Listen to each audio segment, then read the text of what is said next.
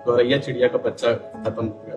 आशीर्वाद अगर उसको आप जान करके चढ़ा रहे हैं तो वो हत्या हो गई, अचानक वो आकर के मर जाती तो एक एक्सीडेंट है जिसमें आपका कोई अपराध नहीं है। ऐसे कई पशु हैं जो मर जाते हैं गाड़ी के नीचे।